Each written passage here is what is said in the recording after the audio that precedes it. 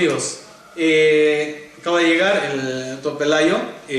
Como les había mencionado, estaba en la ruta y ahora estamos conversando que es un poco complicado, ¿no? Nuestros caminos en el Perú. Y bueno, doctor, le doy las gracias primero por su presencia.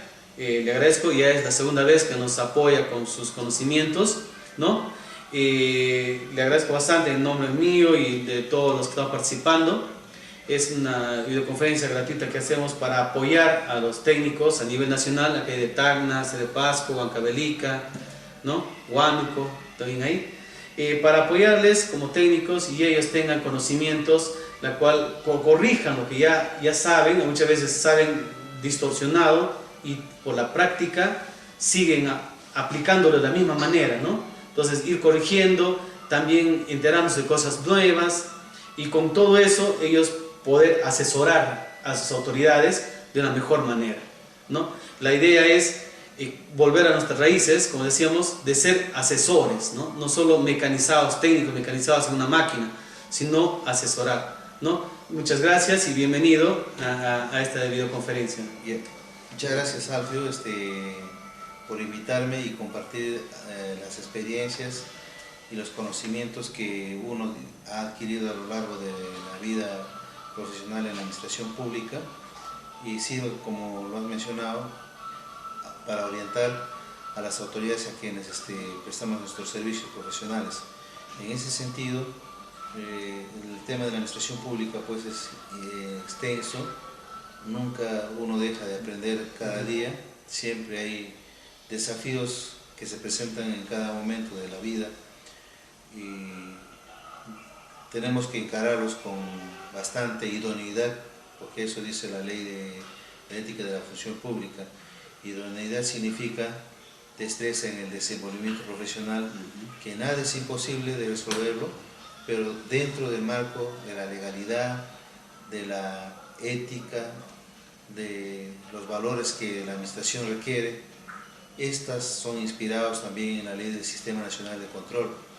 Si nosotros nos apartamos de esto, definitivamente se va a incurrir en faltas de carácter administrativo, vamos a causar daño de carácter civil a la entidad y hasta de repente se cometen ilícitos de carácter penal. Estos están descifrados de manera puntual en la ley del Sistema Nacional de Control y en todas las normas que rigen la administración pública. Específicamente la invitación en esta noche es para hablar sobre la ley de contrataciones del Estado. Y la ley de contrataciones del Estado, para los que ya trabajan en la oficina de contrataciones del Estado, abastecimientos o logística, pues está dividido en tres grandes escenarios. Uno que es los actos preparatorios, uno que es el proceso de selección y la ejecución contractual. Nosotros, al delimitar en los actos preparatorios, debemos de servirnos que los requerimientos en la administración estén bien elaborados por las áreas usuarias y los términos de referencia a la vez deben estar definidas por estas áreas usuarias. Generalmente se nota que en las bases administrativas se incorporan el criterio del comité. Lo que el comité hace es resumir todo lo que se ha trabajado para que se llegue a conformar el expediente de contratación.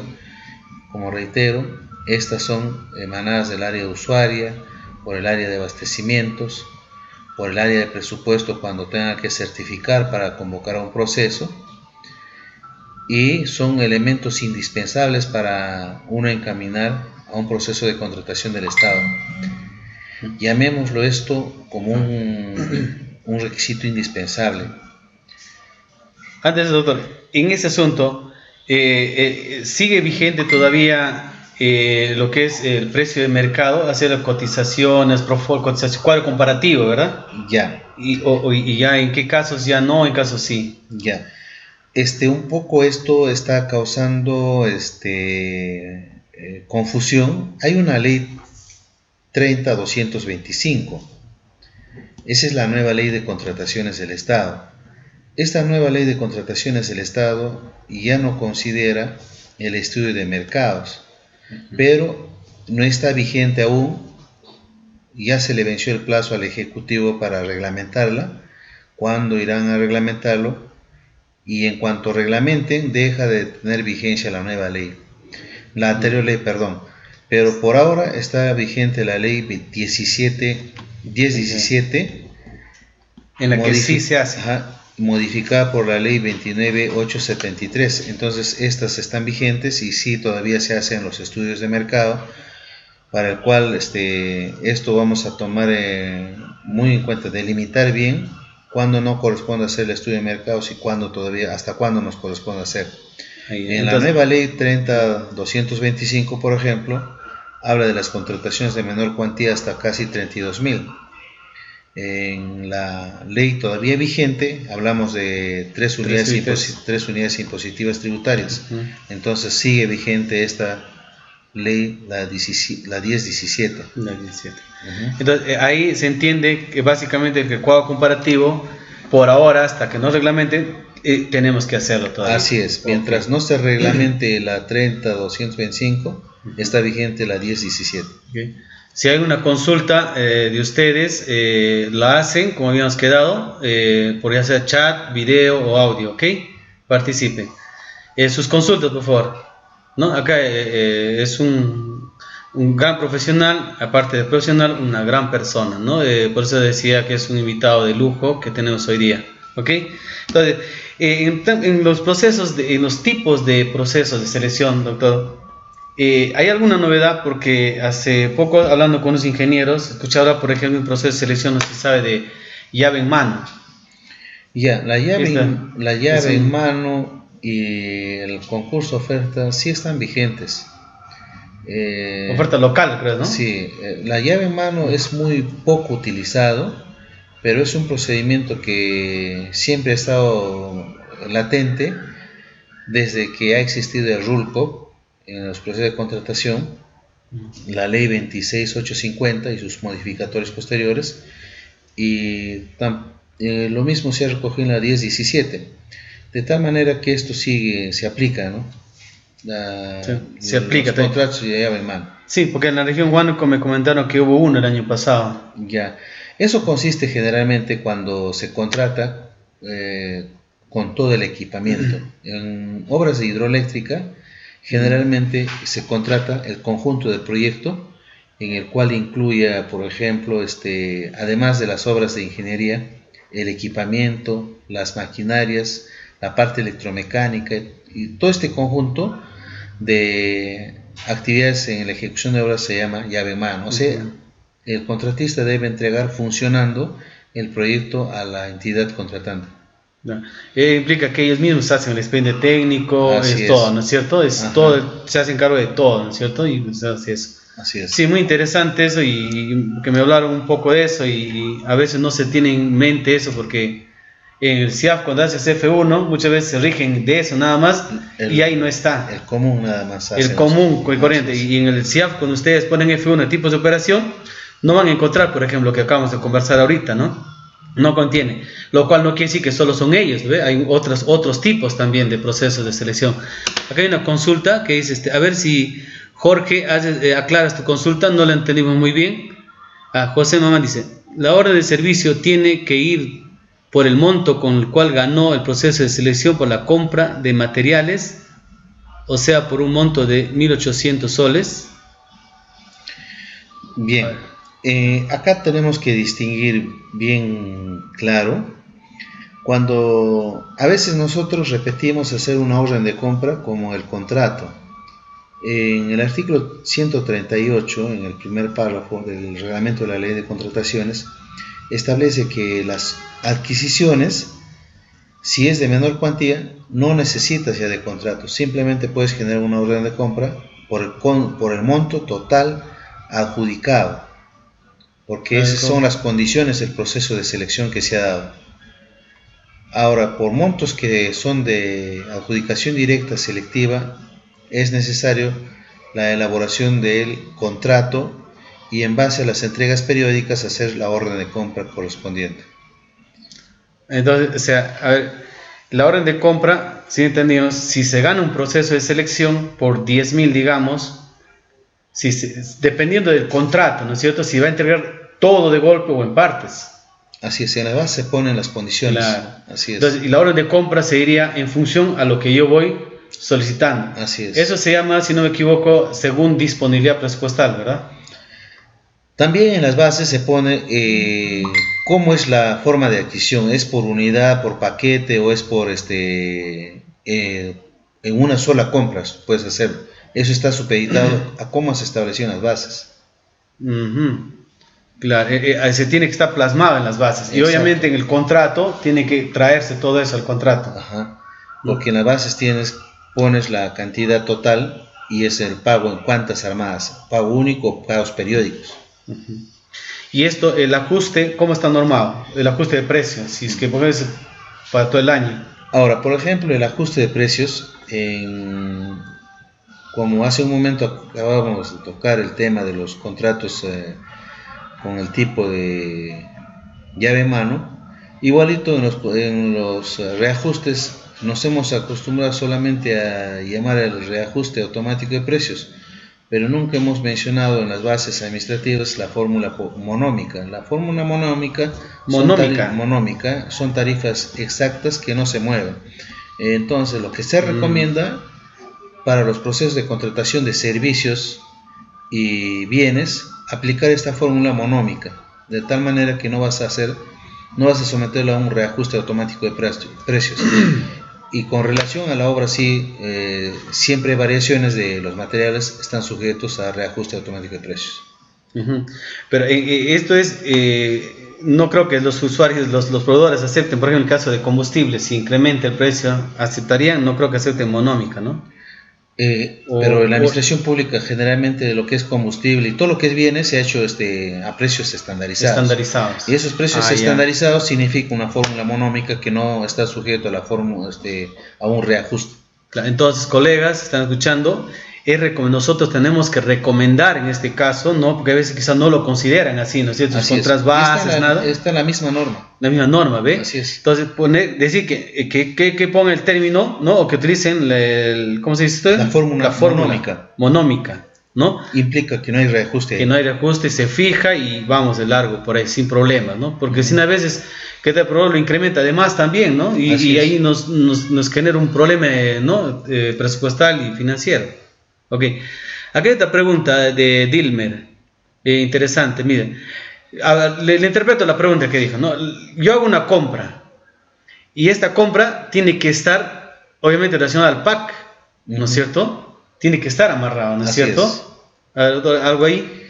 Ya, las compras sujetos a procesos, o sea, con concurso, a partir de los 11.000 para arriba, menor cuantía de SADP, de lo que sea, necesariamente tienen que estar relacionarse con el PAC, no así las compras menores a 11.000. O sea, aparte también de que cualquier compra que se haga, sí o sí tiene que estar en el PAC. ¿Qué he visto? Por ejemplo, muchas veces de que dicen, no, vamos a comprar 5 computadoras. Uy, pero en el PAC no está. Lanzan proceso de selección, certificación, todo, y en su plano de adquisiciones no está considerado. Ustedes saben, para gobiernos locales, si es que pondrían el SIGA, si pondrían el SIGA a funcionar, están poniendo el SIGA en gobiernos locales actualmente, pero solamente la parte patrimonial. Pero si utilizarían para logística el SIGA, ¿qué te hace? Te genera la orden de compra o de servicio si es que ese producto está en el PAC. Si no, no te genera, y ahí les amarraría, pero más, ¿no es cierto? Lo cual sería correcto, ¿no? Así es. Y eso tendría que darse siempre, ¿ok? Una consulta dice, el RNP, hay una consulta que me hicieron antes, a ver si usted me puede reforzar. ¿El RNP es necesario en todo momento, es de 0 a N soles, o en qué casos es necesario pedir el RNP a los proveedores? Ya, en esto yo quiero ser, y hay mucha confusión, es cierto. El numeral 3.3 del artículo 3 de la Ley de Contrataciones del Estado habla de procesos excluidos, o habla, mejor dicho, de que la norma no es aplicable en estos supuestos. cuando las compras son menores a 3 unidades impositivas tributarias. ¿Qué pasa? Cuando tú haces una compra por menor a ese monto, tú no necesitas solicitarle su RNP. El RNP va a ser solicitado cuando los procesos de compra están sujetos a este proceso de evaluación. Los procesos de evaluación se dan a partir de la ADS, AMC, ADS, ADP. Entonces ahí sí se califica de la existencia del RNP. Pero reitero, los contratos menores a 11.000 no requieren contar con el RNP porque están excluidos de los alcances de la Ley de Contrataciones del Estado en virtud del numeral 3.3 del artículo 3 de la Ley de Contrataciones del Estado. Ok. Entonces ya está aclarado, ¿no? Menores a 3 UITs no se necesita. Ahora, si en caso una entidad, les decía, ¿no? Si en caso una entidad internamente, y eso sin generar más burocracia, sin generar demoras, logra o estipula que necesita pedir el RNP, le podría pedir, pero no es por la ley, ¿no? Sería por algo interno. Pero si generaría más burocracia, más tramas, demora, no sería dable solicitar porque no está de más. Al inicio de la intervención manifesté en la administración pública necesita bastante confianza, bastante ética en el trabajo. Basado en esto, a muchos piensan que empapelar un expediente de pago es estar haciendo o borrando en alguna medida la corrupción. No es así. Lo más importante es la expresión de un documento, lo que significa su pago. Para hacer un contrato, por ejemplo, menores a 10.000, no se necesita de mucho papeleo. Se necesita que acredite tener su RUC, necesita su DNI y si es para expedientes menores a eso, de repente su título profesional. Con eso bastaría hacer un contrato para contratos de expedientes o perfiles, que no necesitas documentar currículo vitae ni cosa por el estilo. Estas van a ser evaluadas al momento de participar en una AMC. Ahí sí necesitas que acrediten experiencia, contratos, liquidaciones, una serie de documentos. Lo que te digo esto es, la administración pública se llena de papeles y no porque se llena de papeles has dejado de ser... Está bien hecha. Está bien hecha. Entonces, lo que va a ser la certeza de tu declaración en un procedimiento de pago. Muy bien. Entonces, no es empapelar. No es empapelar. Es calidad en el procedimiento más que empapelar, ¿no es cierto? Eso es lo más importante. Claro. Aquí una consulta, y acá creo que a ver, si usted oyó, a ver, no sé, mire. Dice, le entendí la pregunta a Esther. Dice, van a comprar chalecos por 10.000 y a la vez van a comprar mandiles por 5.000, ¿no? Si lo compro separado o lo compro junto, ¿sería fraccionamiento o es un proceso de selección los 15.000 o comprar separado? Ya. Acá tiene que haber un criterio de chalecos y mandiles, son vestuarios. Exacto. Entonces, esto va en un mismo clasificador y todos los que trabajan en abastecimiento saben. Al estar en el mismo clasificador no son ítems diferentes, son del mismo ítem, sino que son conceptos que van en un solo ítem, tanto chalecos como mandiles. Entonces, entre estos dos hacen 20.000. Es una compra de menor cuantía que no debes de fraccionarlo, porque no es ítem diferente, porque son vestuarios en uno solo. Es una sola cosa, ¿no es cierto? Una sola cosa. No es como decía, compramos un terno, ya, el pantalón aparte y el saco aparte. Más o menos así. No es, ¿no es cierto? Entonces, es una sola compra, por lo tanto es un solo ítem y le damos el proceso de esa manera. Así es. Ya es 15.000, ya es un proceso. Ajá, así es. Ok, ya que estamos viendo, ¿ves? Si podrían hacer en audio la pregunta, porque a veces no se le entiende bien o un poco lejos para leer, sería interesante que ustedes también en audio consulten, a ver, en audio. En caso de un proceso de selección para el traslado de material educativo por un monto de 30.000 El servicio consta de mandar mi bolea. No, vale, otro más. ¿Se le puede pagar al mismo proveedor? ¿Cómo? Más al otro. En el caso de un proceso de selección para el servicio de traslado de material educativo, es un servicio de traslado, ¿no? Por monto de 30.000 soles, el servicio consta del tras de material educativo del almacén a los colegios. A ver si te entendí bien. Tú me estás hablando de, a ver, José, o sea, estás hablando de que el proveedor te entrega en almacén y quieres que ese bien esté en el colegio. No, en todo caso, hay lo que si gana el concurso tiene que ser puesto en obra, digamos, ¿no? Puesto en obra, o sea, el lugar, el proveedor que entregue ahí, ¿no es cierto? Claro. Y administrativamente se da la forma ya para que haya entrado como pecosa, ¿no? Que entra y salida del almacén. ¿Ok? ¿No? Creo que Eso es como el caso típico de la provincia de Guamalíes, ¿no? La provincia de Guamalíes para una compra para la provincia. Entonces, es más oneroso llevarlo hasta los almacenes de Yata para que desde ahí se lleve a Monzón. doble gasto. Doble gasto. Entonces ahí tiene que primar ya el criterio de cómo hacer las entregas correspondientes, pero debe estar definido en tus bases. Exacto, es un buen punto, doctor. En las bases debe estar contemplado. O sea, no es que ya, yo digo, mi criterio personal ya di que es mejor que lo lleven allá, pero si en las bases no lo dice, ya estarías actuando mal. Así es. Entonces, si diría, no, ¿por qué no ha venido aquí? No, aquí es mejor llevar, puede ser mejor, pero si no está en las bases, no, tiene que estar en las bases y a la vez en el contrato, por ende. Así es. ¿No es cierto? Claro, a ver, con su respectiva conforme de cada colegio, bueno, ya.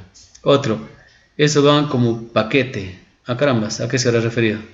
Pero si son distintas metas, Nelly, ¿qué preguntó Nelly? Nelly, a ver si aclaras eso.